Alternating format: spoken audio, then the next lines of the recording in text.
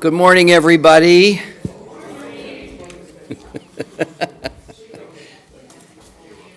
Shabbat Shalom.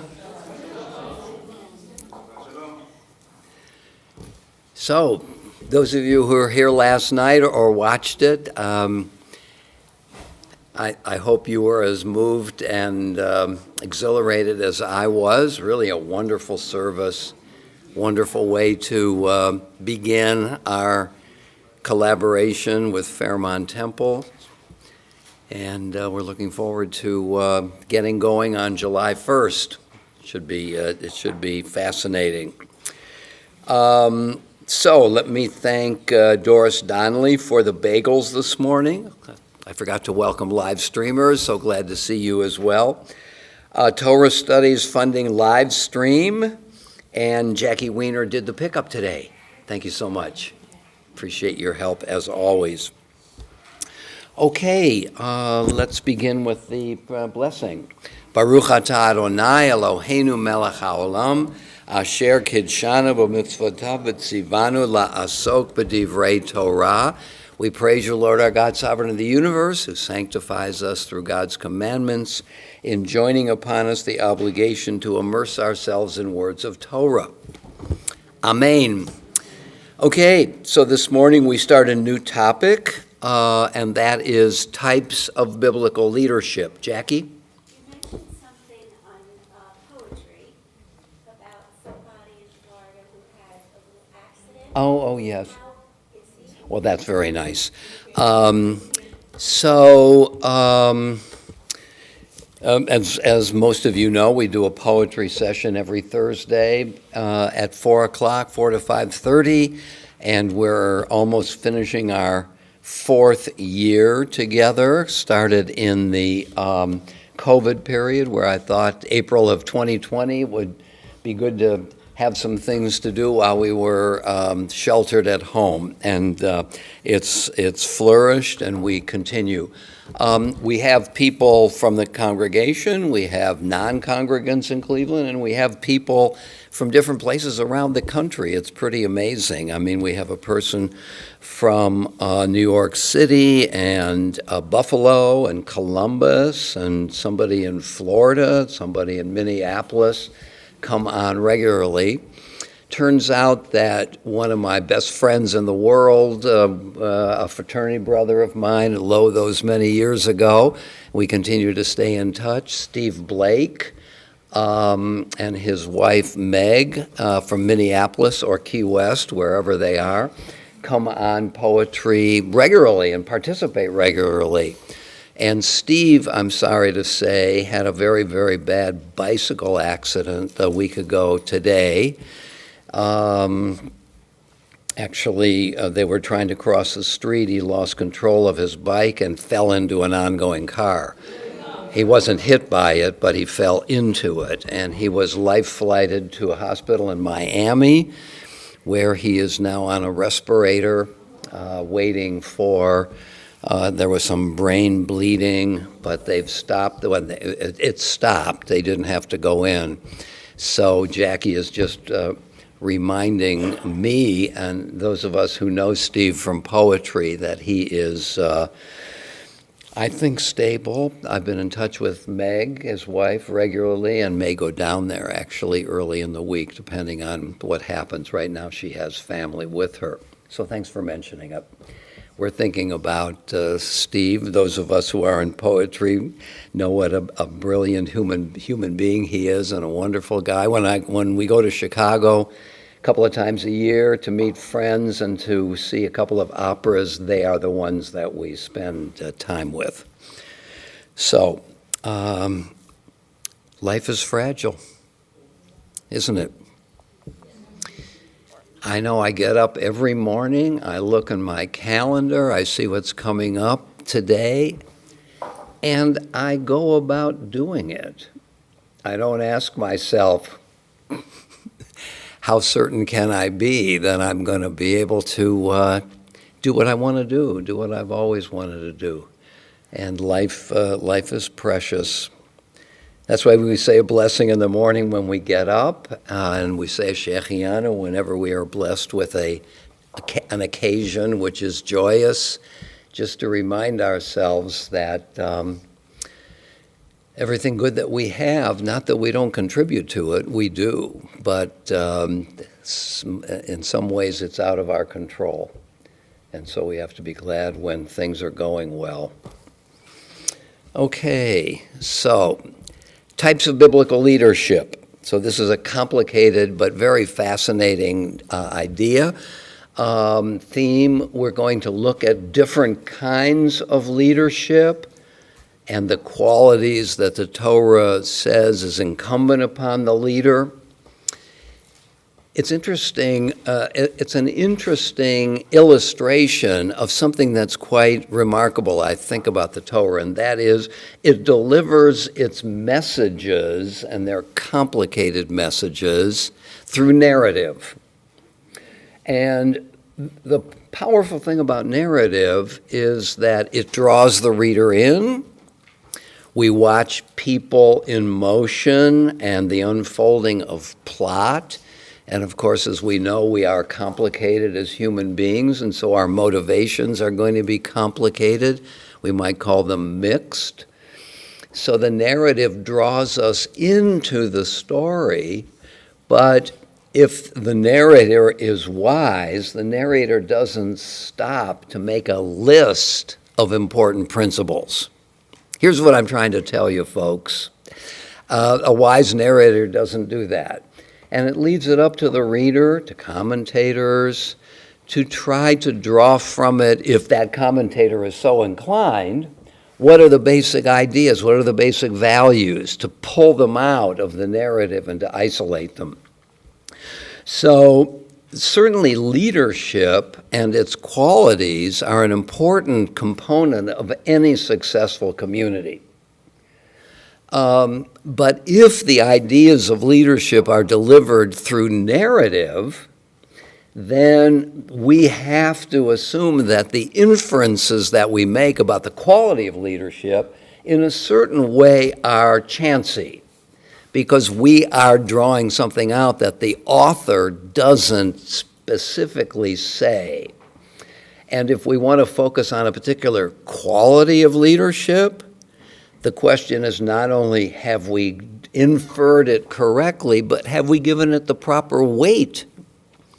Because if a leader has different qualities, how are we to weigh each one? Not automatically all are equal. So there's a challenge to trying to deal with an idea. We've dealt with different ideas over this year, most recently humility. And we recognized how complex a concept that is in the Bible with different applications and different uses. So what we want to do is we want to be careful to notice the narrative elements here. The great advantage is with that it causes us to see actual people, so to speak, to the degree that the author brings them to life, doing the tasks that they're called upon to do. So we see the human struggle. We see the ambivalence. All leaders have to feel ambivalent, don't they? They're called upon to lead, and yet they're only effective leaders if those whom they try to lead think of them as leaders, right? We used to say about Yasser Arafat that he had to get out in front of his people. He couldn't lead them unless he was ahead of them. And so the leader has to have some focus, but also recognize the dependence, I suppose is one way of saying it, on whether or not the people are convinced, whether the people are willing to be led, and in what ways yes and in what ways no. So we're going to try to figure out what are the qualities of leadership according to the Bible, and there are different leadership models in the Bible, and to what degree those called upon to be leaders are accepting their leadership, are reluctant to accept it. If they do accept it, what sort of ambivalence do they have along the way? At what points do they say that all leaders do from time to time, who made me do this? So it's a fascinating human activity, as well as we want to see what's the Bible's view of the components of leadership. So that's what we're going to do for the next couple of weeks, because there's a lot of material. And there are, in a way, I could say, two kinds of leaders in the Bible: explicit and implicit. So the king, for example, in Deuteronomy 17, the author asks himself or herself, what does it mean to be a king? And stipulates it. So we have the office. When we look at actual kings in the histories, we see that oftentimes they act quite differently from what Deuteronomy says the king ought to be, and we have to contend with the distinction between a set of ideas that the Deuteronomist gives us and the personal qualities and elements that go into enacting that kind of leadership. So, in a certain way, there are formal qualities that are announced, and then there are personal qualities which we see in action. Or if we take a person like Abraham, who is certainly a leader of the people in Abraham's day, Abraham is never, I think, called a leader, so we can see what Abraham exhibits on our own, given inferences. David is called upon to be a leader. The king is called upon to be a leader, both in Deuteronomy and in the narrative portions. Saul is crowned by Samuel. Therefore, we know he's a leader.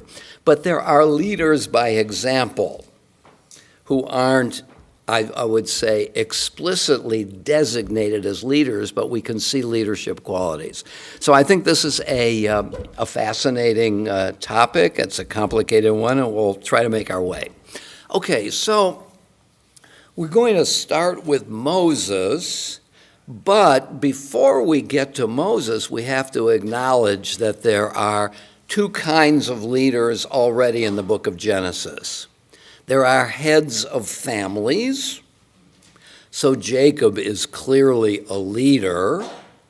Abraham is clearly a leader. Joseph in some way is a leader. So you have people who are functioning, we might say, in the pre-nation period of biblical history. The people, so Genesis is about families. It's not till we get to Exodus that we actually have the people constructed, right? The Israelites in Egypt.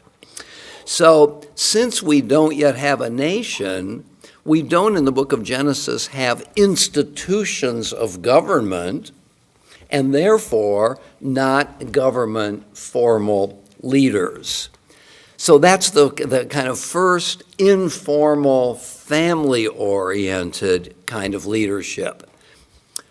The father, always, but Rebecca is an interesting example of the Torah's, I'm about to go down a bad path here.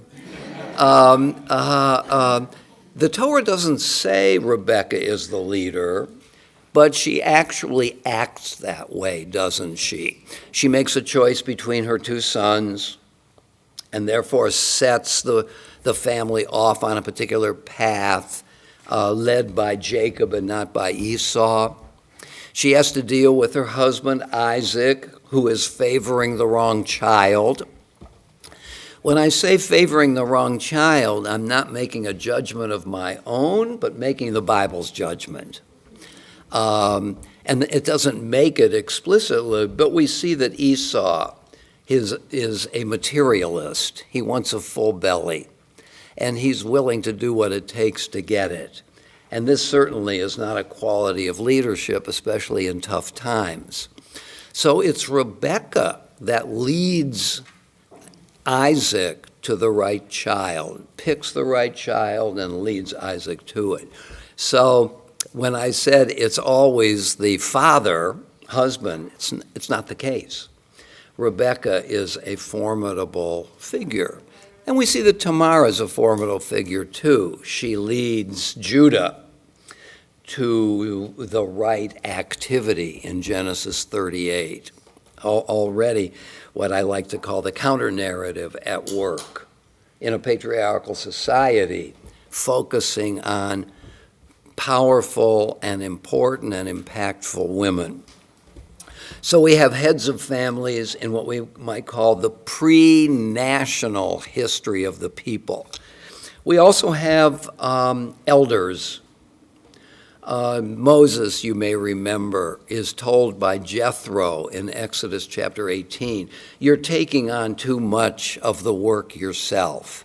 You have to appoint others to help you with the cases that are brought before the judiciary, we might say. And therefore, Moses appoints elders in chapter 18. So we have some what we might call pre-national types of leadership, more informal, more limited, more family or tribe-oriented. So when we get to Moses, we're working with a leader in the traditional sense of in a kind of formal community who takes the lead. And we know already in the book of Exodus, we have the community and God is going to be taking the Israelites, not just one family or one individual, out of Egypt. So let's spend some time on Moses. So we're looking first of all at chapter 3 of Exodus, verse 1. Okay. I'm sorry? 87. Let's go back a couple of verses into chapter 2, 2:23. A long time after that, the king of Egypt died. The Israelites were groaning under bondage and cried out, and their cry for help from bondage rose up to God. God heard their moaning, and God remembered his covenant with Abraham and Isaac and Jacob. God looked upon the Israelites, and God took notice of them. So after hundreds of years of silence, really we don't hear from God in the entire Joseph story. And now, hundreds of years of bondage, well, the Israelites lived well in Egypt, and then there arose a king who didn't know Joseph. So God has been silent, how long? Half a millennium. Joseph, of course, appeals and refers to God periodically, but God is not an actor in that story.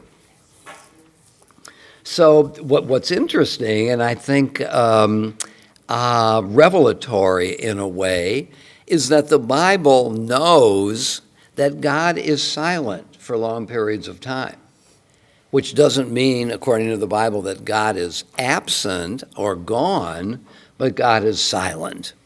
Okay? So now we're in chapter 3. Now Moses, tending the flock of his father-in-law Jethro, the priest of Midian, drove the flock into the wilderness and came to Horeb, the mountain of God. So let's pause right there. We already see something important about Moses, that he's a shepherd.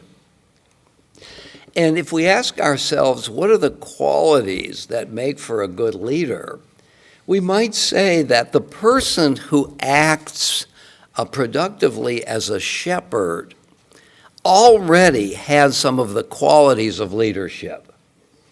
Taking care of somebody else. Working hard because you never know what the sheep are going to do, and they might wander off into danger, they might get close to a cliff. So the shepherd has to be both solicitous to the sheep, but also has to work pretty diligently and often just to be sure that the sheep don't get into trouble. Okay? The only other leader who happens to have been a shepherd is who? David. Okay? We might say, John Levinson, we refer to Levinson, wrote a book early in his career.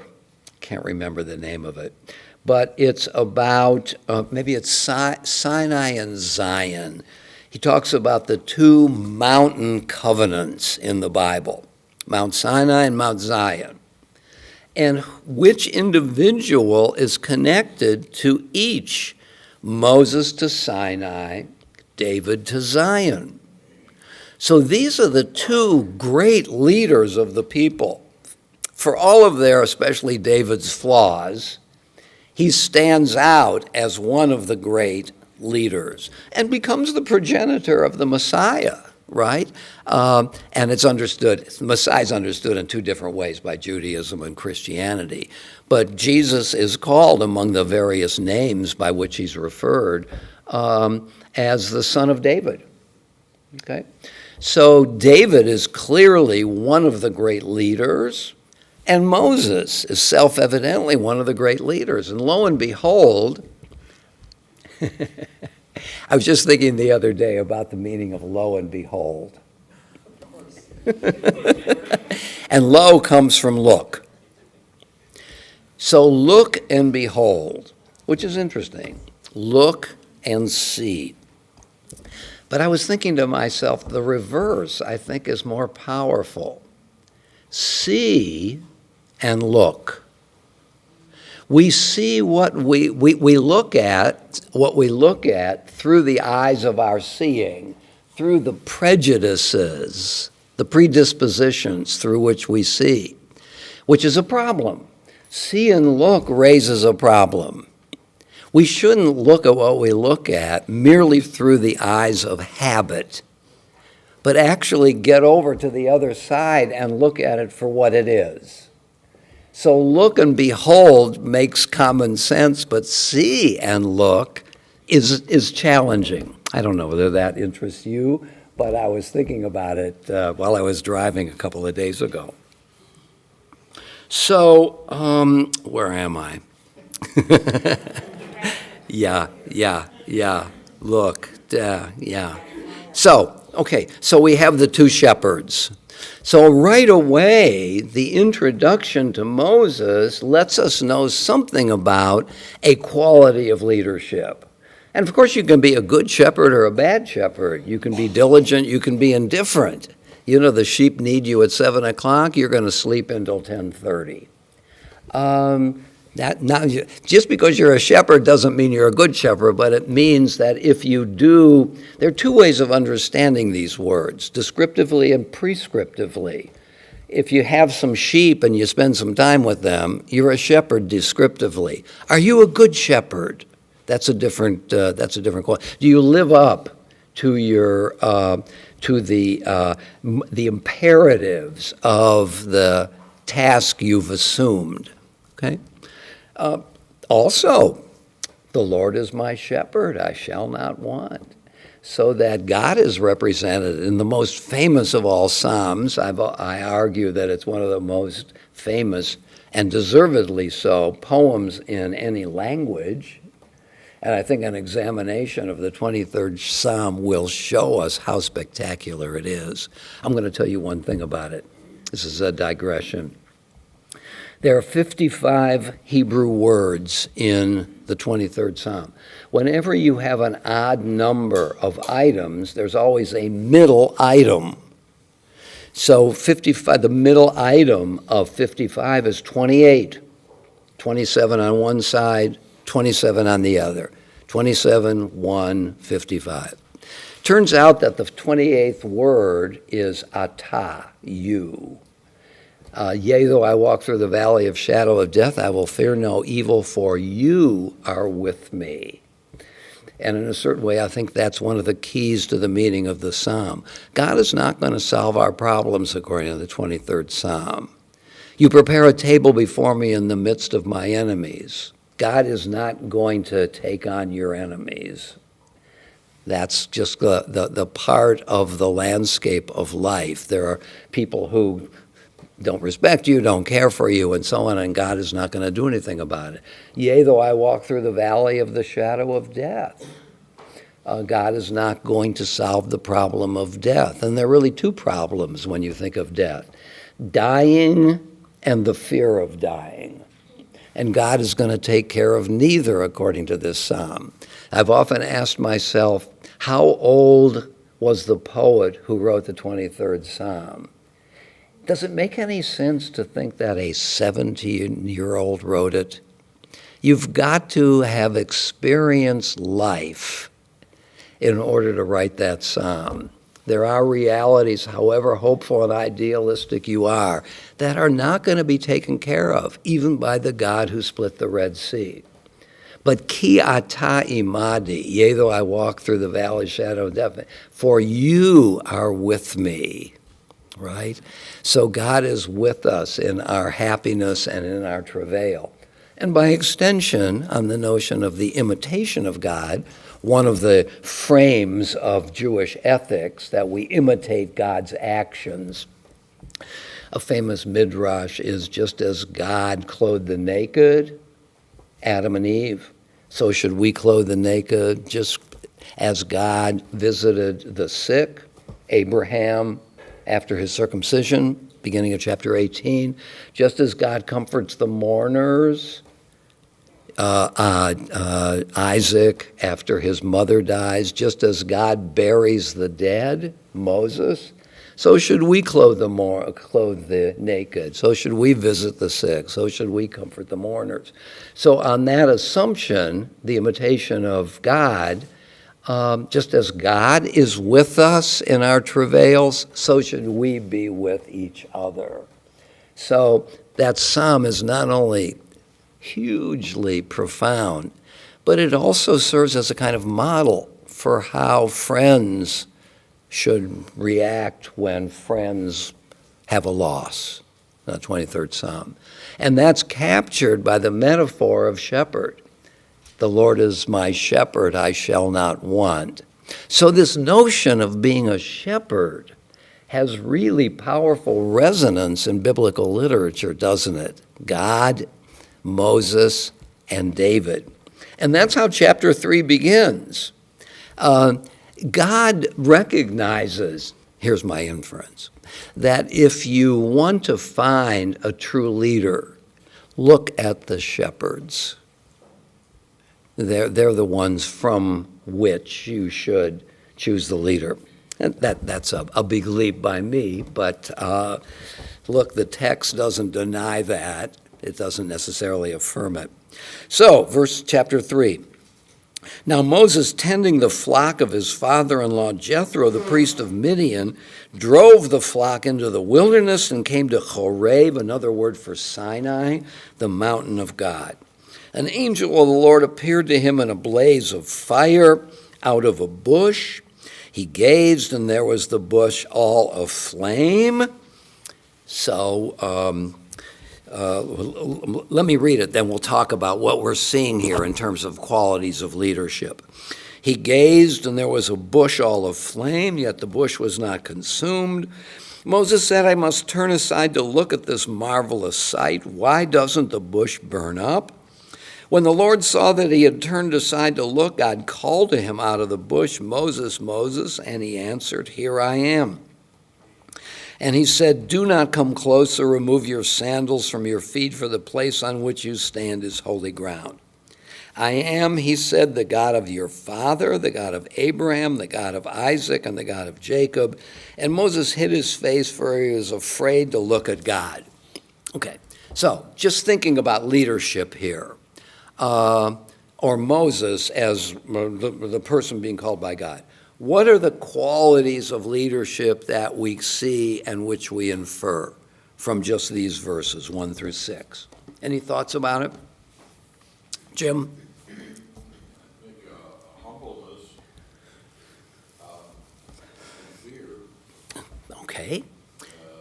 acknowledgement that he's sub whatever he's looking at. Very good, very good. And one synonym of fear is revere. When it says fear your mother and father, of course, that fear can be a component of that. The parents punish. But it can also be reverence, that is, a recognition of the asymmetry of the relationship. X is over Y, but Y is not over X. So Y has an obligation to revere X, the one who is, okay? Humility and fear and or reverence. What else do we see here? Any thoughts about it? Yes, he's very observant and ready to take action. I mean, he may need. He what? He what? Here I am. Here I am. Hineni. Mm-hmm. I'm ready. Good, good. So, yeah, I think it's Luther who said, here I stand, here I am, which is a translation of Hineni. Not that Luther meant Hineni, but Hineni means, yes, here I'm ready. So let's go back. Verse 2, an angel of the Lord appeared to him in a blazing fire of a bush. He gazed, okay, so he has the capacity to look. And there was a bush all aflame, yet the bush was not consumed. So Moses said, I must turn aside to look at this marvelous sight. Why doesn't the bush burn up? So he not only saw, but he saw a puzzle. Why, I'll put it in this language. Why aren't the laws of nature working here, the laws of combustion? So he's noticing. He's not only looking, but he's noticing. Those are different. To notice is a conscious act of recognizing what you see for all its complexity. And he noticed it, and he was curious, right? He turned aside in order to see. Verse 4, when the Lord saw that he had turned aside, this is God's imprimatur, in a sense, on Moses. God liked that he turned aside. He liked that Moses looked and was curious at what he saw. God called him out of the bush, here I am. And he said, don't come closer. Remove your sandals from your feet, for the place on which you stand is holy ground. So God is proposing a kind of reality principle here. There's a difference, and a difference in quality, between the holy and the not holy.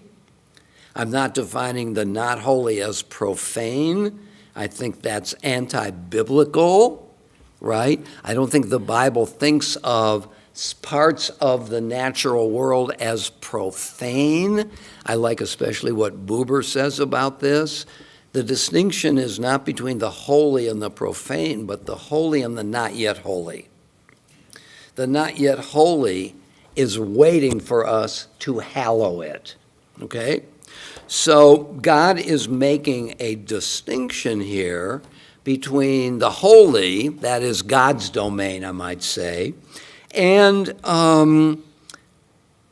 he says, for the place on which you stand is holy ground, okay? So I think there's an implication, maybe you'll disagree with this, that because, so let's say that God represents the holy, but where God is, or where God can be met, is also holy.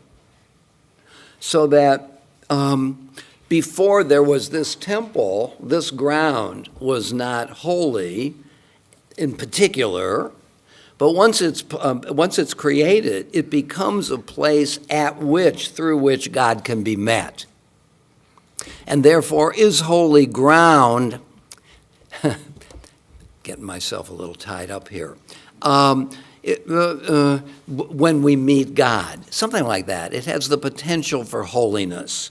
So there's the holy and holy ground, and Moses turns aside from it so that there's a recognition that he's standing in a place that has a certain quality, and the holy, as we know, can be both beneficial and malevolent.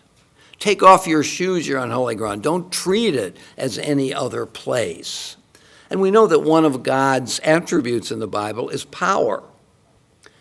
Power for good and power which we say might not be good. Kill all the Canaanites. That's God's exhibition of power that we might challenge. Maya?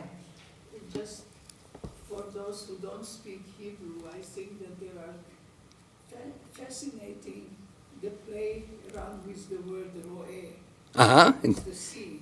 Yeah, where are we, you now? We are talking about Vayar Malach Adonai Elav. Wait a minute now. Where are you? Second. Verse 2 of Vayera, okay. Mm-hmm. He appeared to him. And then the play and Vayar Vehinesne. So the word Yar has the double meaning. He sees and he's afraid of. Oh, okay. It's an interesting play on words. Right. So seeing him, beholding him, also means you're afraid. Okay, that's good. Even though, as you know, the shorish, the roots, are different from those two words. To see is resh aleph hey, and fear is yud resh. So, but you're making a connection between the two, which the roots, not a big deal, but it does come from different places. Good. See and fear. Mm-hmm. And another thing, the English says, drove the flock into the wilderness. Mm-hmm. In Hebrew, it's vayinhag, which means led. So that kind of combines the leadership. It kind of contains the word. Leading them. Good. Which suggests, I don't know whether you agree with this, more attentiveness than drove. Drove is just, get going. To lead is to have some feeling for the led. And by the way, just to continue your point, I like it very much. The first word in verse 2, Vayera, which means to appear. One could say that appear is the passive voice of see. To appear is when I look, I see. When something appears to me, I'm the recipient of an action and not the actor. So for something to appear needs a recipient to receive what is sent. Okay? So there again is the active and the passive to see. Because, look, something can be appearing and I'm oblivious to it. So to see what appears is to be attentive. Scott? This is also a question about Hebrew and what you just said about the passive and active thing. When he says, here I am, in Hebrew, is that exactly the same as it was when Abraham said that to God and when Isaac said that to Abraham? I believe so. Where is it here? Significance to the fact, or is there just a limited way to say, yeah, I'm here? Say that again, Scott. I'm sorry. Is there any significance to the fact that all three places say the exact same word? You had mentioned earlier that God sort of waits till there's acknowledgement for, he waits till we turn aside, and then Yes. the dialogue begins. So is there significance to those words, here I am, and all three places? Are they similar? Mm-hmm. Is there an act of commitment there, or is this just a coincidence? I think it's certainly a readiness. Here I am, tell me what comes next. I've heard you, I've seen what you want me to see. I suppose it has a bit of the component of mystery. Something has happened, something is spoken. I don't fully understand it, but I feel its power. There are two ways of not understanding something. So what? Or I feel that something is contained in this, what I've just experienced. So you're asking, is it the same word as Abraham? So for that, we'd have to take a look here. I don't remember where Abraham says hineni. Where? Chapter 22 of Genesis, right at the top. Oh, very good. I was going back to chapter 12. You went to the right place. Chapter 22, which is the binding of Isaac. Let's see what we have here. First sentence. Okay, yeah, so exactly. Oh, absolutely. First sentence. Vahi achar hadvarim ha'el, after these things, Elohim Nisa challenged Abraham, tried Abraham, and he said, Elav, Avraham, Vayomer Hineni. Abraham, and he says, here I am. And then 27:1 is the other. All right, very good. Look at you. No, I don't have those memorized, I just. Oh, I love it, though. I love it, though. Yeah, you're so right. Chapter 27, when Isaac was old and his eyes were too dim to see, called his older son Esau and said to him, my son, and he answered, Hineni. It's interesting. It's Isaac who says the magic word. I mean Esau. Which you don't expect, given the Torah's disinclination to honor Esau. Who said Hideni Shlacheni? Somebody Send me, send me, send me. I'm sure that's Isaiah. I think it's Isaiah. Let's just check. Yeah, that's one of the prophets. Yeah. Chapter 6 of Isaiah. You're right.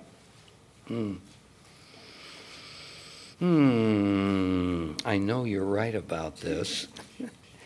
Be nice to find it. Oh, here he is. Isaiah chapter 6, verse 8. This is Isaiah's moment of being called. And it's not accidental that he's being called in the temple, because Isaac is a temple kind of guy, and not like Amos, a pastoral kind of guy. Then I heard the voice of my Lord saying, whom shall I send? Who will go for us? And I said, here I am, send me. Vayomer, and he said, Hineni, here I am, shlacheni, send me. A shaliach is an emissary, somebody sent. So shalach means to send. Shlacheni, that's the suffix which means me. Very good. So I remember when I was in rabbinical school and taking a course on the book of Psalms, the professor thought that it would be useful to do word studies. What does a certain word throughout the book of Psalms mean in its range? Faith, for example, and strength.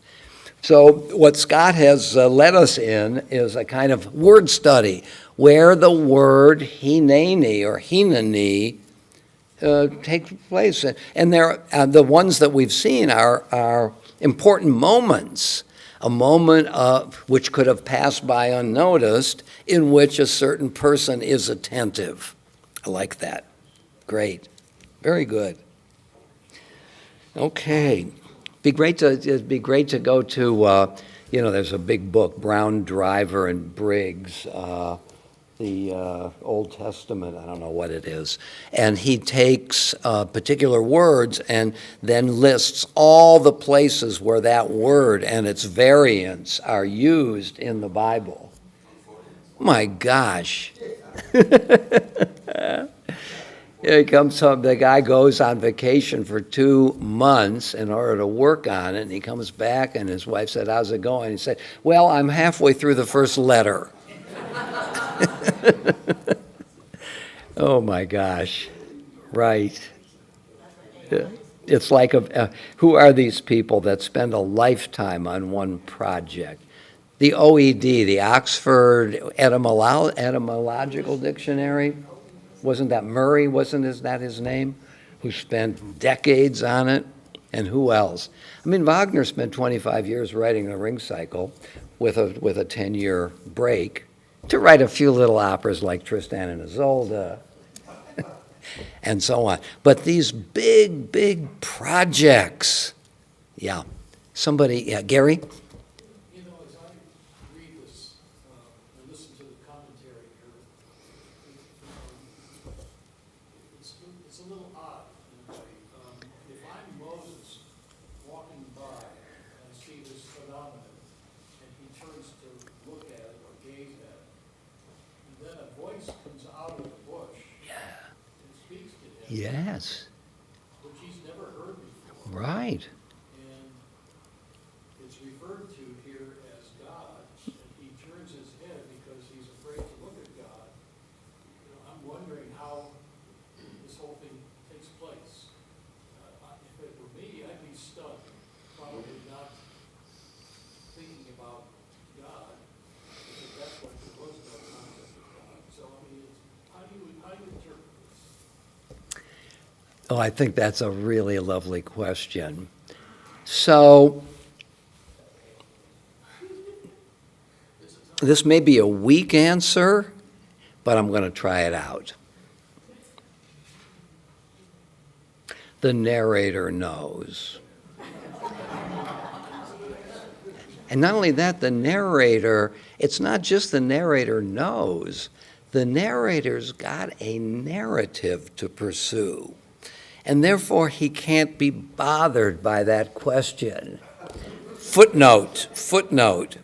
How do I know it was God? How did Moses know it was God? The narrator's going on in the footnote.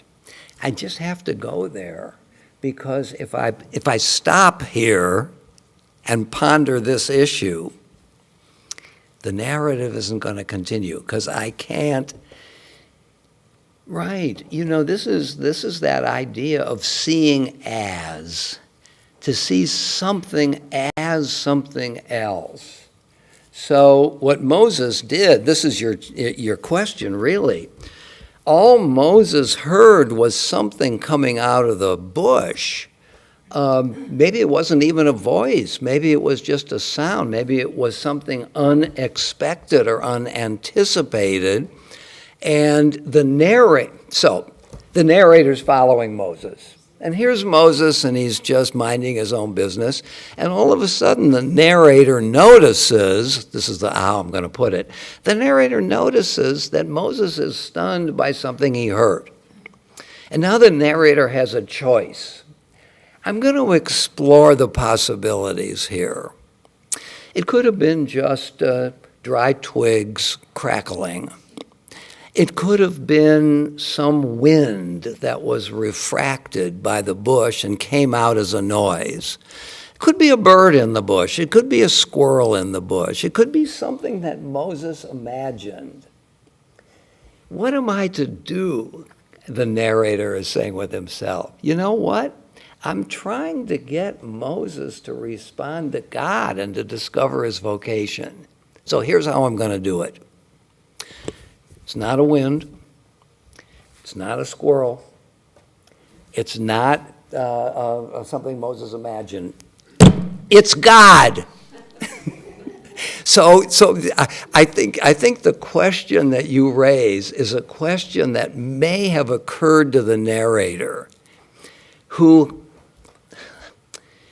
see, this is an interesting question. The narrator has a teleology. The narrator has a goal. And he's going to write his story in order to get there. And if it's merely wooden and mechanical, we're not interested in it because we know the narrator is just making stuff up in order to get there. But if what the narrator contrives in a sophisticated way that makes human sense, then we're interested, even though there's something gratuitous about the choice. That's your point here. God was in the bush. When, verse 4, the Lord saw, Moses said, I must turn aside to look at this marvelous sight. Why doesn't the bush burn up? Okay, no problem. When the Lord saw that he turned aside to look, God called him out of the bush. Here I am. That's a narrator's choice. But it's an important choice. Is it totally gratuitous? Because the author wants to make the case throughout the Bible that there is a God in the universe. There is a source of all being and meaning. And this is a hypothesis. Now, the author wouldn't say this, but I'm saying it on behalf of this is the author's hypothesis. I've often felt that the Bible is a huge dare. It's creating a worldview that is easy to deny or discard, that there is a God in the world, Where? But the author is, in a way, it's like, I hate to say it this way, but it's similar to what Euclid did with geometry. He laid down some assumptions, some premises, and then he wanted to know how powerful are those premises? What can emerge from those assumptions? And lo and behold, what emerged is Euclidean geometry, which was seen as describing space up until the 19th century. In other words, those assumptions, which were just assumed, were vindicated by the power of what came from them. In a way, what emerges from an assumption is something of a demonstration of the truth of those assumptions. Not that it's the only truth. We know there's non-Euclidean geometry. The geometry not of two-dimensional space, but the geometry of three-dimensional space, like a globe. Think about a globe. Euclid said that parallel lines don't meet until infinity, and that's true in flat space. But if you take lines on a globe to be great circles, that is the largest circle that can be drawn, then parallel lines meet twice in curved space. So Euclid was shown to be not true absolutely, but one kind of truth with enormous power. And I think that's what the author is up to too. He's laying down some premises, and one of the premises can be described as there was God in the bush. And what flows from that? 3 world religions of different variations, all of them. Right? There's Sunni Islam, there's Shia Islam. There are different ways of these religions understanding their scriptures. But Judaism has lasted how long? Christianity, 2,000 years on the basis of these assumptions. That you know what? God so loved the world that he gave his only begotten Son so that we can be redeemed from sin. No, that was just some guy who was another revolutionary at the time of the Roman wars, and he got crucified along with 2 other people. So don't make a big deal out of it. This or not that. No. This is God's gift to the world. God so loved the world. And what comes from that? Christianity. But who could prove that Jesus was really the Son of God? Or that God was in the bush. So the power of the systems that not only come from it, but that animate the lives of people down through history, that is something to be reckoned with, isn't it? So God is in the bush is an assumption of the author, and the author is saying to the reader, I think, let's see what I can make of this. Let's see what kind of world we have when God can be in the bush, the God of the universe, the God who created the world. Come on. The world was never created. It's eternal. It goes back eternally into the past. That's a very plausible assumption. I'm going to give you another assumption, that at some point in time God created the world. I think that's the power of it. It may not be true absolutely, but it's got an enormous amount of truth. You know, Franz Rosenzweig has this notion of the messianic meaning of truth, that the truth emerges over time as it is worked out in the lives of people. Truth is something that happens to an assertion when the assertion shows its power. It becomes truer, doesn't it? Yeah. Arthur, Another place that we use, or we have used the word hineni is in Samuel, and I think it's used 3 times. very good. Great. Where Samuel, remember, was given over to the temple, where Eli was the priest, and he's sleeping, and he hears a voice. And he goes to Eli and says, here I am. And Eli says, what do you mean I didn't call you? And it happens a couple of times. Very good. Excellent. There must be a lot of times in which the heroes say, yes, I'm going to do it. Candy? So is truth is not absolute, is what you're saying. Is that what you're saying? Yes. Even that's not absolute. Right. I What don't tr- like to believe that. I don't know why. What's that? Say that I again? don't like to believe that. I don't know why. That truth is not absolute. Maybe it's because it's a sophisticated idea. And still think in childish terms about these things. I don't know. I think, by the way, it's one of the presuppositions of a vibrant democracy, where there are many voices and we have to acknowledge each other's way of living. And if I'm absolutely certain that my way of living is the truth, if I start by saying there is the absolute truth, then you guys are wrong. And if I come to feel that being wrong, you are consigned to eternal damnation, I'm going to try to save your soul. And look, if you're going to be recalcitrant, I'm burning you at the stake. So the absolute truth, in my view, is something we have to give up. But that doesn't mean we've lost it all.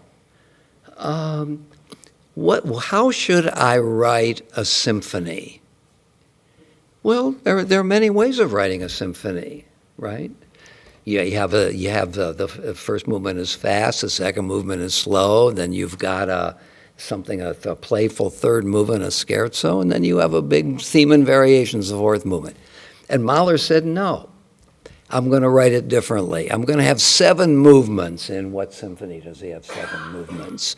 I'm going to write a symphony of songs. So there are assumptions of the classical symphony. There's a way of writing it. Is that the only way? If I only loved Beethoven and Mozart, I would say yes, that's the only way. But we know there are many ways, which is good. Patty? I think there's a really much simpler answer to Gary's position. Yes. About, that we're me walking past this bush, this is my response. And it goes back to the argument we always have about the anthropomorphism of God. And in this section, it says that, God saw that Moses was looking at the bush, and then he called. God doesn't see. And in terms of calling, does he use the voice, like the voice box that we use as humans? Probably not. So if you really were Moses walking past the bush, this calling from God is going to appeal to a different level of senses, not A different level of? our senses, not our hearing and our seeing per se, but something deeper, more instinctual. And I think there's a knowingness that you can have if you were Moses in that situation, that this was God. What do you mean knowingness? I thought you... Because God has ways of calling that aren't human. Okay. God's voice is going not to be heard by our ears, it's going to be sensed at a deeper level. That's what I think, and it fits with the way we read other things in the Bible when God acts. If he uses his hands, he doesn't have hands. I think that the response is the same. In other words, whether the author is saying that it's actually God, and that's a human voice and all those anthropomorphisms, or it's not speaking, but it is something else, and Moses is making an inference that it's God, that's the author inferring. Isn't it the same answer? In what way is it simpler? I think it's simpler because I'm talking more about the receipt of the voice. Like, it's not going to be received as if it were heard in the usual way that we hear other humans. Good. So there's not just an assumption or an inference that all these religions are based on from this particular scene. It doesn't bother me that Moses knew it was God. Like, I think God has the ability to let people know. Okay. if it's him talking. So instead of, I think tell me if I'm wrong about what it is you're doing. You're saying that it's not just a one-move event, he heard and it was God. It's a two-move event. He heard some natural stuff, voices, and inferred that it was God. On good authority. What do you mean on good authority? Because of the senses that aren't, just the five that we talk about, but on a deeper sense, I think God is able to communicate with beyond the voice. We just don't have the vocabulary for it. We call it a voice. We say that God calls, but I think Moses isn't just guessing, hey, I'm pretty sure this is God. I think you know, if God's talking to you, you're going to know it. Okay. Not like later in the Bible where they're interpreting dreams and. Right. Yeah, when you say another sense, say what people call a fifth sense, and what are the candidates for that? Common sense? Intuition? Are you saying that, because this is not a common sense inference, is it an intuition? Do we, so, It's not a sense that we use every day, But you can say inner calling, I'm sorry? an inner calling. Oh, an inner calling, yeah, right. And now that's very good. I think it was Wordsworth who said, the poet relies upon the poetic sensibility of the reader. Otherwise, the poet is not going to be able to communicate with the reader. We've got to have a certain kind of receptivity. I think it was John Calvin, who said that the personal revelation has to already have a kind of certain receptor inside of us to be able to receive that. And that's in a way what you're saying, something. To me, it's a distinction without a difference, actually. I get your point here, but there is an inference. You could say we're already conditioned with a kind of receiving capacity. And maybe that's true. I take it if a frog had gone by that bush, the frog would not have croaked a croak that meant this is God. We have to have something inside of us that is able to receive it in a certain way. Are you saying the frog would not have known it was God? Frog, take my word for it.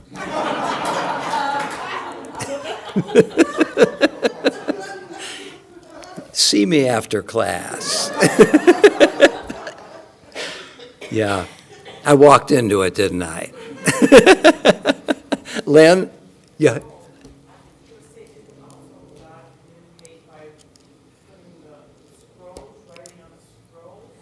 The scrolls? Oh. Yeah. Oh, well, that's very interesting. I mean, so God communicates in different ways. That's another way. And maybe, because the Bible does say the handwriting was the writing of God. So my inference is the author is a little nervous about what he's saying, so he's got to say this is God's handwriting and not just some guy named Moses. Yeah, right. That's right. You know what's interesting about that is there is controversy throughout the rabbinic tradition of exactly what form this took. I mean, we see it as two tablets That's not where they are. But if you go into one of the sanctuaries, you will see the two tablets, 5 and 5. It never says 5 and 5. And in fact, 5 and 5 would be impossible to do because the last 5 commandments are 32 words. I don't know, 40, 32. The first 5 commandments are like 150 words. So you can't have them lined up, 1 and 6, 2 and 7, and so on. It wouldn't work that way. So, and also there's a second giving of the 10 Commandments in Deuteronomy. And there are some significant differences. The Sabbath commandment in Exodus is because I, the Lord, made the heavens and the earth and so on. And the second commandment, I freed you, the Deuteronomy, similar commandment is I freed you from Egypt. The explanation is different. So that some speculate that the tablets were all 10 on one side and the other 10 on the other side. 5 and 5 is given to us through the iconography of the Middle Ages. That's where that notion existed. So exactly, in other words, what is it that God wrote? Here again, you have the author saying, yeah, it's pretty straightforward here. God wrote these 10 Commandments. When we actually, what is it that was written? And we run into problems on biblical grounds. But I think your main point is there are different ways of communicating. And this was in writing, which may be a little more, less controversial than a voice. Jim? Well, I think you have to consider where Moses was in terms of his life. And that is, remember, he's a monotheist who just escaped Egypt from getting himself killed in a land where there were many gods. So in his head, he may well have been looking for a sign. Oh. Because he's actually a fugitive at this point, and a monotheist, and his in-laws who have been very good to him, I think are also monotheists, but they're not Hebrews or whatever it was at the time. So what I'm saying is he's got all this turmoil going on, Right. and he may well be looking for a sign, and lo and behold, here it is. Yeah. That's a really good point, which complicates it, doesn't it? That it's our situation that makes us ready or not.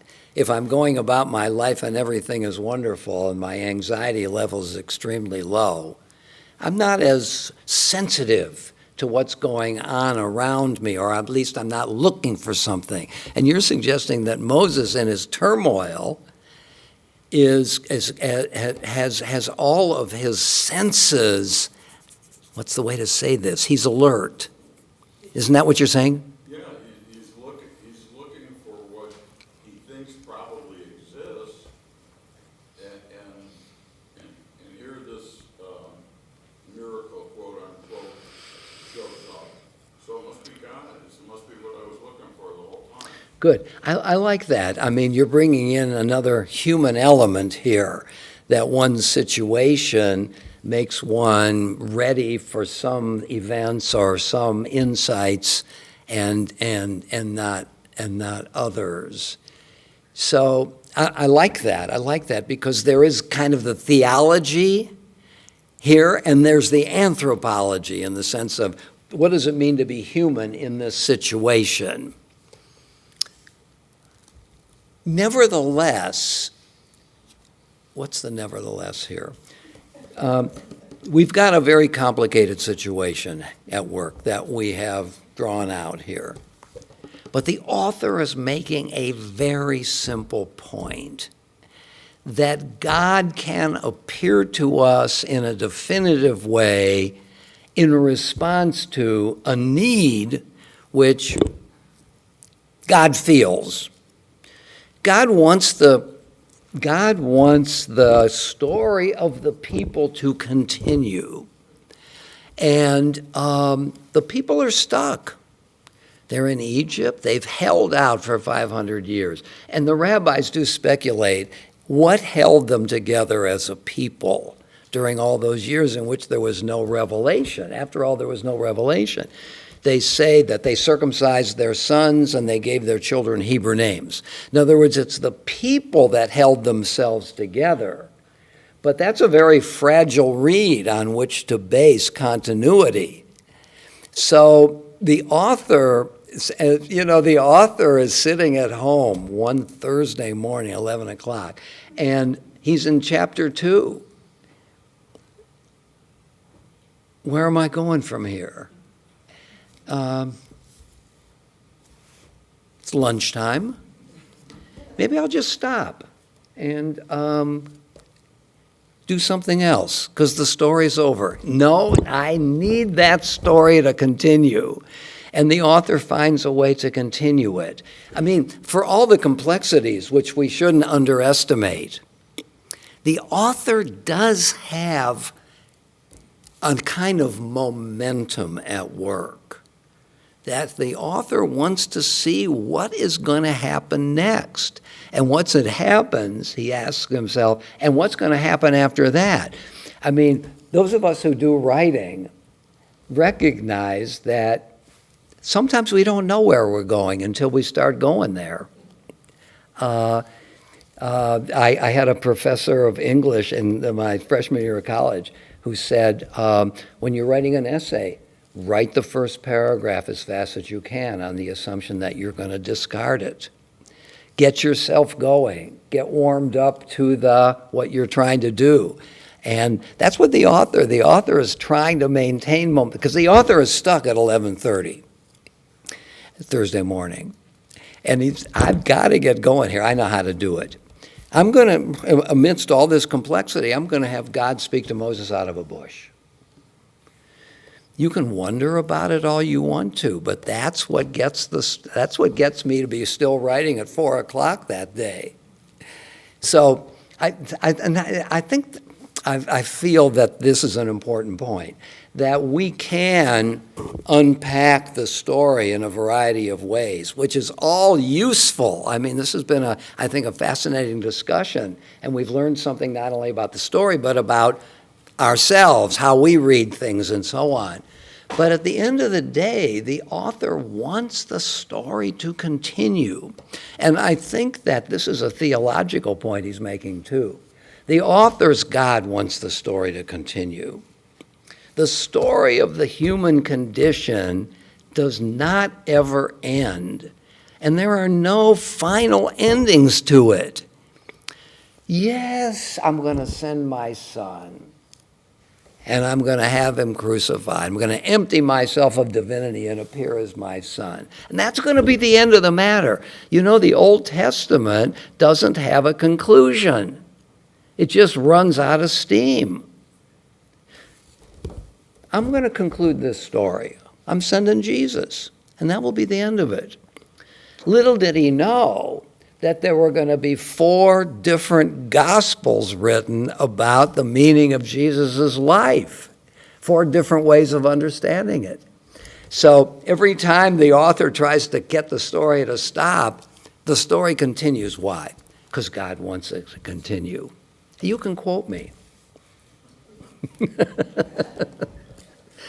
Okay, so what a great... I am 2 lines down on my 5-page outline. Okay, so, all right. No, this is, because it is worth the time we've spent on it, isn't it? Because this is a key moment. This is one of the key moments in history when the whole thing might have stopped. And the author has a way of saying, I'm not going to do any dialectic. Here's the way to continue. Yeah, that's a problem. Here's another way to continue. I see the problems there. The author is not a dialectician at this point, the yes and the no. God appeared out of the bush. And now the story is up and running again. Isn't it? It's a major moment. Stuart? Isn't this a myth like other myths? Greek or Roman or Norse or whatever.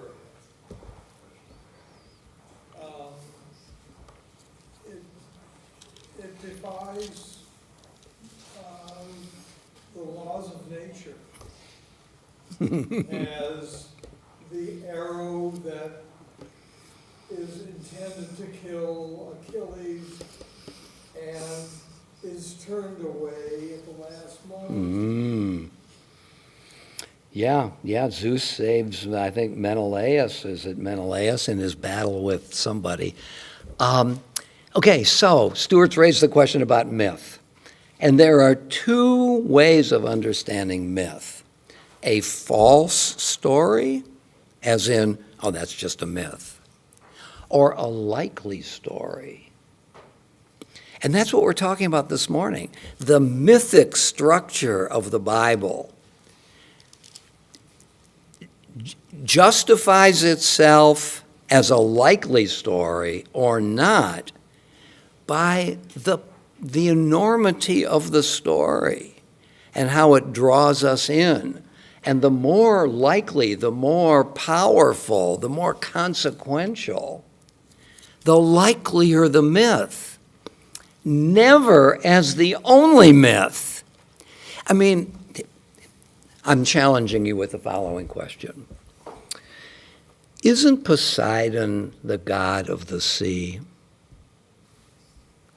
I mean, the sea is a dangerous place. And we can pacify the sea by sacrificing.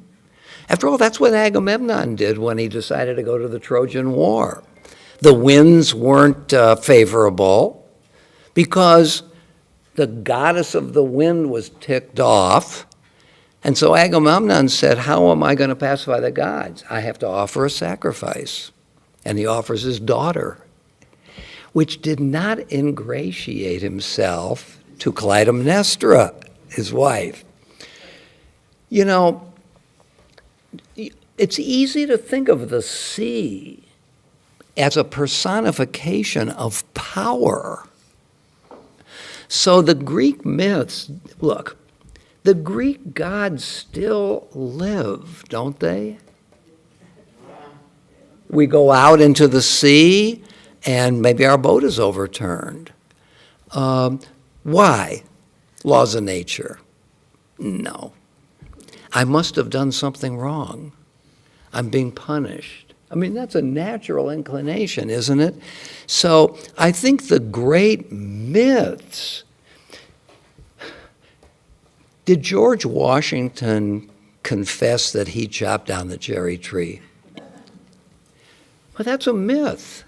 But it's a myth of America. It helps us to understand the meaning of America, that we're trying to be upright. And that's one of our values. Here's two ways of presenting that value. Be upright. Or, the father of our country was upright in this case. Which one am I going to remember tomorrow? Which one is going to animate my conviction about honesty? Abe Lincoln split logs as a kid. I suppose it's true, but it tells us something about the humility, the humble origins of a great leader. And even if he didn't, he did. Don't you think so? Yeah, there are myths and there are myths. And the great systems in the world, I mean, think about, who is Socrates? There are 4 versions of Socrates in the ancient world. Plato's is just one of them. Xenophon calls him a big talker. That's not Plato's Socrates. Plato's Socrates is the wisest and greatest person who ever lived. And Socrates personifies the power of philosophy, search for truth. Socrates says to his friends on the last day of his life, when they say to him, you've got to calm down now because you're going to get the Temlock soon. Socrates says, what do I care about that? What I care about is continuing to search for the truth. That's the myth behind the philosophical impulse, isn't it? Because Plato's Socrates is just one version. Plato was not a biographer. Plato was using Socrates to illustrate, to exemplify the meaning of philosophy as the search for truth. But boy, what a myth. I once taught a course on the uses of Socrates in Western civilization. And there are different versions of Socrates because the myth is so powerful, isn't it? Cindy? A more contemporary explanation of the truth, if you will, is Ken Kesey's When One Flew Over the Cuckoo's Nest. And it opens with, this is the truth, even if it didn't happen. There you go. I love it. That's a wonderful line. It's a difference between fact and truth. I'll give you a good example out of my own life. This is a myth. So as you probably know, I played baseball in college, and I was a pitcher. And I came off the field one day, and a scout who was watching me said to me, put his arm around me, and he said, "Have you ever thought of becoming a rabbi?"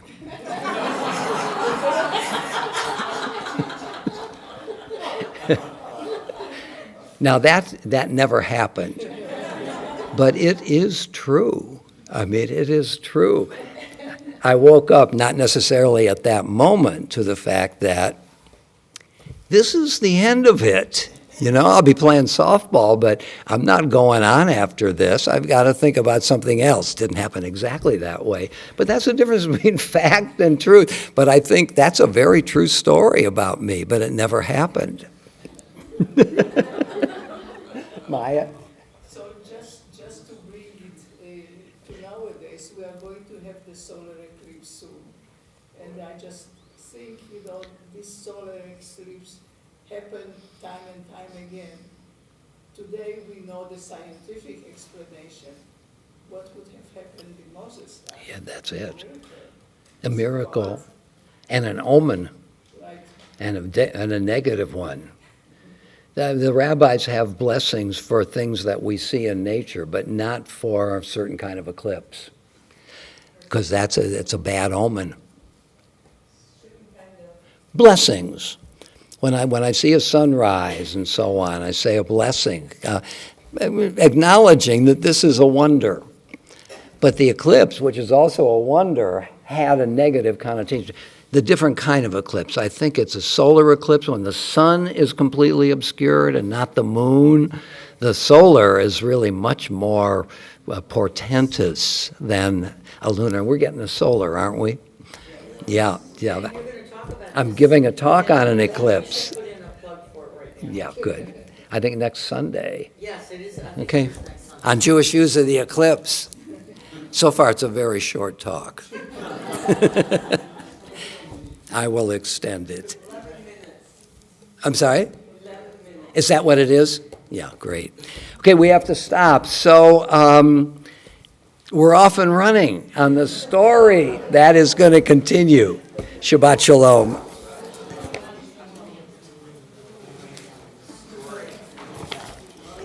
Sports editor of the Daily Pennsylvania is now a rabbi in California. Oh. What are you saying here? The story you were telling. Oh, I see. Was he an athlete? But he wasn't. He didn't think that wasn't his plan. I haven't talked to him. Okay. That you went to Penn, didn't you? Yeah, that's great. I'm in touch with him regularly. Oh, that's so nice. Yeah, those old friends are great. Yeah, stuff happens to us and we change our minds. You were pretty sure about your path, weren't you, from the start? You went to law school. You were a lawyer, then you were a judge. Yeah, I went to law school because it was a way of avoiding the draft. Okay. But it turned out to be the right thing for you. Yeah. So a kind of accident in the history of things turned out to lead you in the right direction. Yeah. You had a wonderful career, didn't you? I think so. Oh, gosh, definitely. Talk to you soon. Hi. How are you?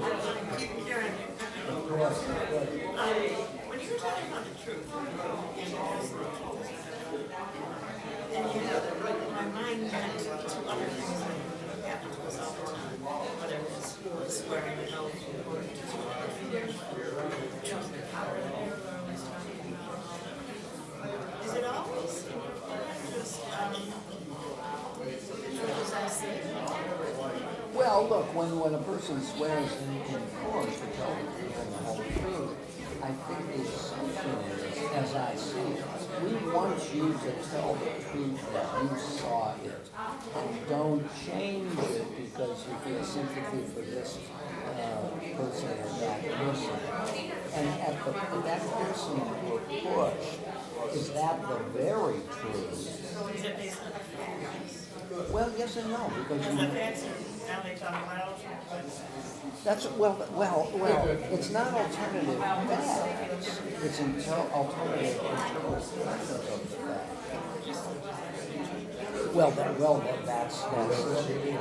That's part of it. That's a lie. Look, I mean, we do know that. I mean, for example, even in the Bible, you've got to have two witnesses to a witness.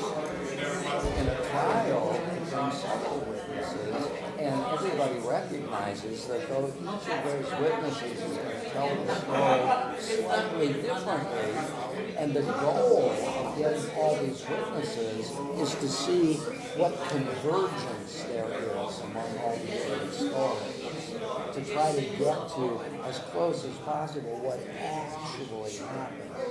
Because, you know, what did actually happen? Somebody took a gun out and shot a person. That's the fact. Well, what led to that person pulling the gun out? Maybe this person can flee momentary insanity. Well, that's not the fact, but it might be how the fact is interpreted.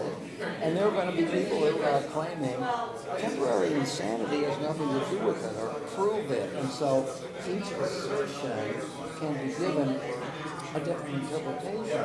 And I guess the goal is, as here's the charge, this person did this, and you get a bunch of people talking about what they saw in the hope that you can, how can you increase the likelihood that this charge is valid? Likelihood, not absolute truth, I would say. Because, you know, why are we doing leadership now? Because I decided to do it.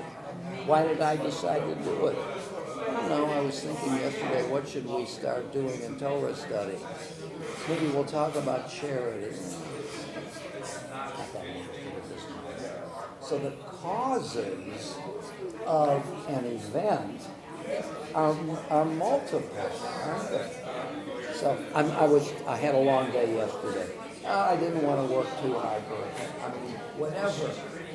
Yeah. So that's it. I mean, what would count as an absolute truth? Even arithmetic depends upon certain assumptions. So infinity. But I think I like the distinction between objective and subjective certainty. Objective certainty means I'm making the claim that this is true, period, for everybody. Subjective certainty is this is true for me. And I'm living my life on the basis of the assumptions of that claim. And I'm flourishing.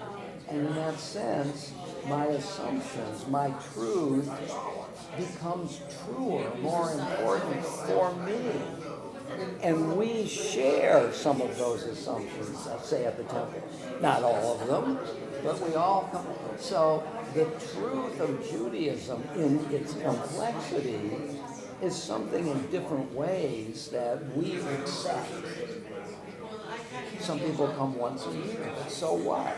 This is where they're coming. So they have one way of saying that Judaism and so on. So communities can come to a kind of consensus, not absolute, about a way of living that is life enhancing. And if it continues to enhance our lives, it's true for us. What other way of talking about the validity of a claim than what kind of life does it lead to? It leads to a life where you're compassionate for people and you're pursuing. And we know there are many ways of doing that.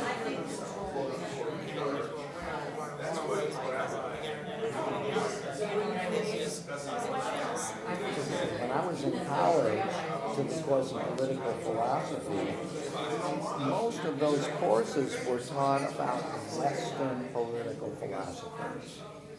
And the professor that I had began, this is way back in the early 60s, to bring in non-Western political thinkers, which opens it all up and in a way relativizes Western political thinking, which is a good thing for us to see because it doesn't mean we have to give up the certitudes that ground our own lives. But we know now there are many more ways of living. And if we're going to get along with one another, we have to embrace that. Otherwise, I'm going to open up any position. After those, well, there it is. Thank you. You're welcome. Always great to see you. Thank you.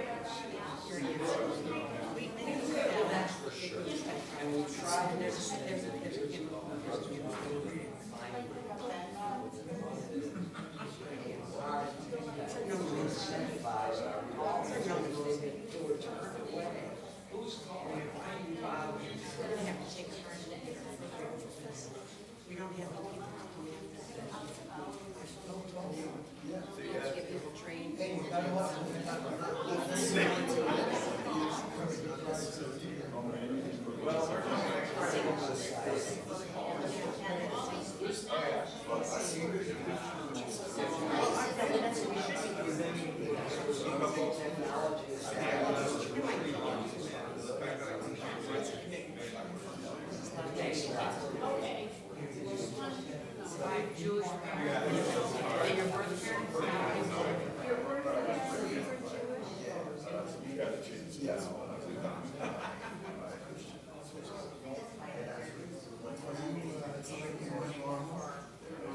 There's a lot of questions.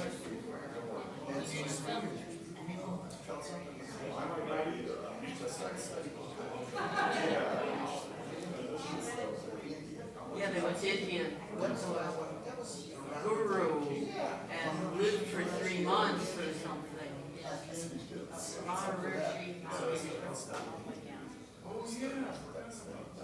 Well, his birthday's the 17th. Those Christian, but those Eastern religions So don't we aren't do it the week before based at because all next week's. on the same things that Jews. So we'll just. I know, but they have some They're truths. related to nature, aren't they? There's a whole wide spectrum. Okay, they're very, very different. Some of them are eclipse at least. Literal. Swap deity.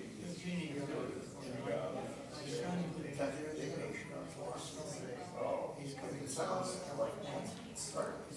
This is just rooted in the road.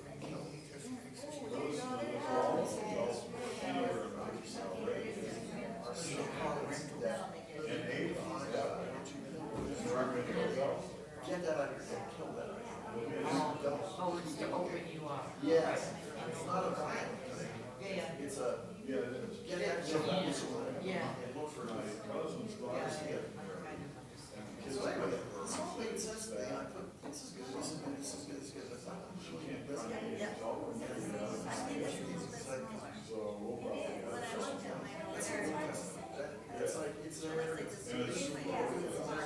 they are, they don't do it much over the handway. I know. So Yeah, yeah. were you down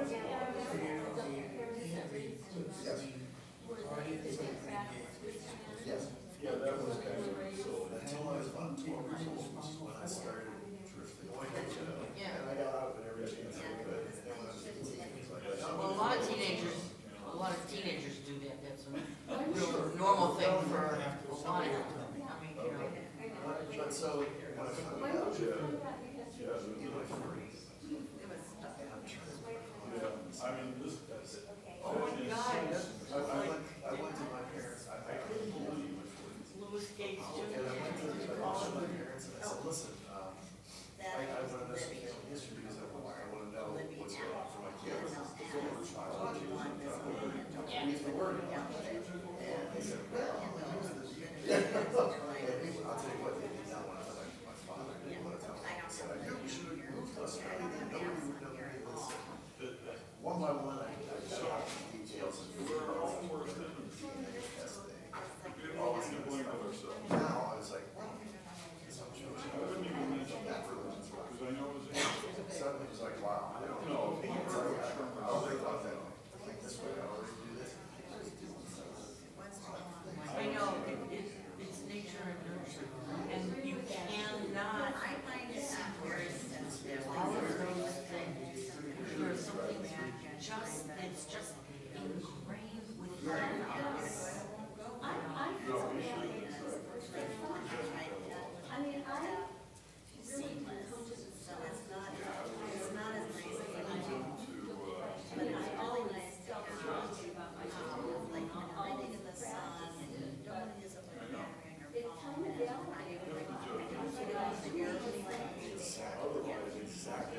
That's how resonates for me. Exactly. So how did you feel? But I'm always just with the. Yeah, it was better for a while. What he did was save himself. It still goes on. Like my Because he's in an all. adopted mother, I was 92, I think. So he couldn't totally. And still telling things about my family, so they didn't know. Did she know your mother? Yeah, that's how they end That's how they, It's an amazing story in it's itself. amazing. She That's lost the Well, world, but now, if they follow. Good job. The state legislature. And this is just, my mother didn't father.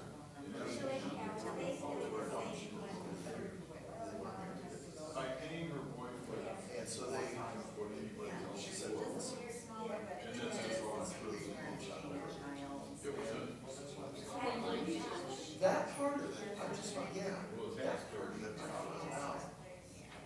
like a year ago. Once you get home and you're My in your blank adopted bag. sister said, oh, yeah, I've been to the cemetery. This child was like, why didn't anybody ever show this? She knew about it. Yeah, absolutely. And Could this they is either all been told her or she has. they stuff beyond. Yeah, yeah. Which they Oh, absolutely, absolutely. I was moving very badly in that situation. Yeah. So, yeah, I was treated well. That's exactly what she was. It's just, it's part of it. So when did you, It's about, that's about truth. That's, so when were you children? Well, they were. you gotta find out till he was 40. So probably was living a pretty Christian life. And so his children were probably Yes. because, you know, the population is Georgia. I know. Jesus gave somebody so much more. My son was about 12 years old. I was dragging. I went to my son. Some structure. The only one I really knew enough to do that. Yeah, there's no other culture. And this one, never forget this wife, my daughter. No, it'll work fine. There one Sunday, Like, I that's was calling special, him. but you know, just selling something, so it wasn't like I.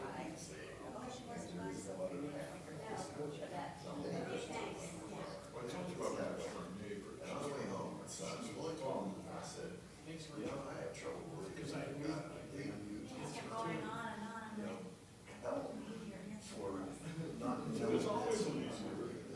We just don't know it, you know. Right. You got it right already. And this, I know, that's such a hard part of Christianity to accept. I'm coming over, I just have, one question to ask you, I cannot do something on my phone about my plate. She was kidding, she's on all this. Bye, She bye. went to Israel in birth rate. Oh my. Yeah. So did you have a conversion, or did you? I did it here. I don't know how. I stuck with Roger for about 2 years. That was my chance. I was playing my game with one guy, Bob Dryford. Bob Dryford, I know Gene, I know you're friends with Gene. When I told him all this stuff, he said, yeah, Was Sean in your band? Jack Sean's. Yeah, No, Jack but I got to Sean's. know him, but it's all- But he's not Jewish, I just. Isn't he? No. Really? Yeah. But I knew his parent, I knew his mother Grace. And his father was an organist. Yeah, yeah, they're not Jewish. I was from Johnstown, Pennsylvania. Yes. Johnstown was actually Sean's. Oh, I didn't know that. Joseph, they taught us to run up the Joseph Shots.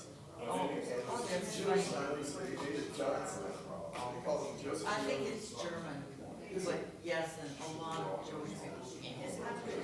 He's been here for some of the jazz. But all I know about Johnstown, of course, was the meltdown of the, wasn't there there was a flood? Oh, yeah. Wasn't there a meltdown of nuclear powers and stuff? No, that was, Harrisburg. Oh, That was just outside of Harrisburg. that's right, that's right. There was a flood. That's Yeah, three of us. My great grandparents were in the first one in 1889. oh, wow. My adopted parents, well, I guess my great parents were in 1956 or something. And then there was a major one in 1977, which I was in. Oh, that was it in 77. The mother, well, interestingly, yes and no. She felt it, or I found this out later. She had written down all my significant things at graduation, just to know back. She kept track of everything. I think she has regretted it. It's kind of interesting to me because my father came from a strange situation. Really? Yeah. Yeah, to me, that's more important. His birth mother died when he was 11. I'll just tell you,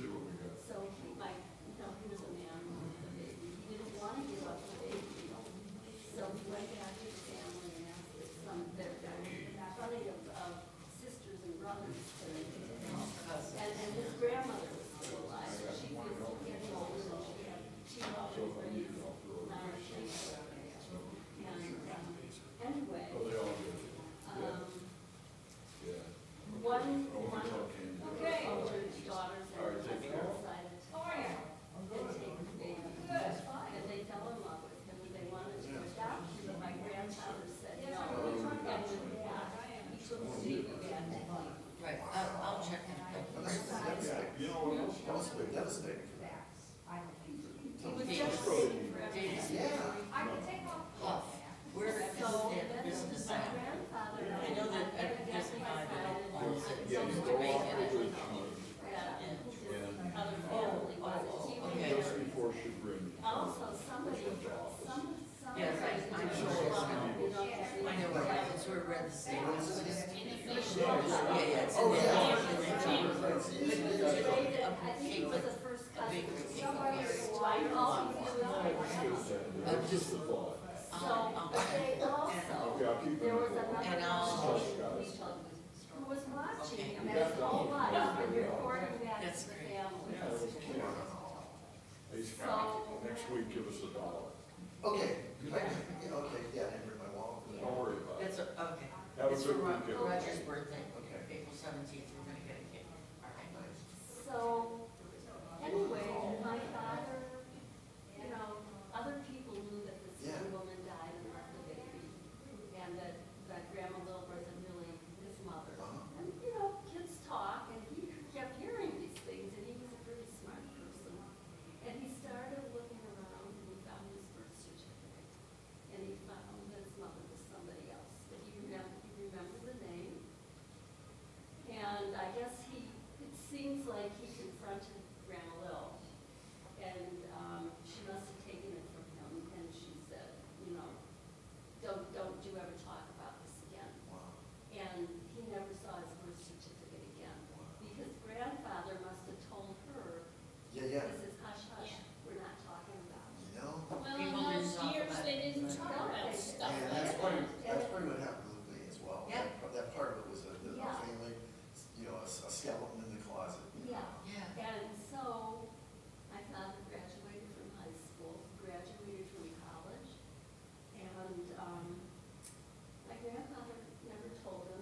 He married my mother, and my grandfather died about a month after my parents were married.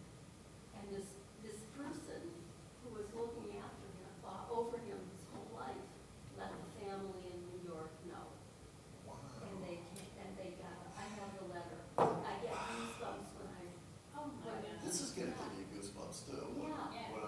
Yeah, There's a couple amazing coincidences here. yes. And so, it was an uncle that, it is a beautiful, beautiful letter. He's introducing himself and saying that you have, you know, that your birth mother died and you have a whole family in New York. And we want you to come and meet with us.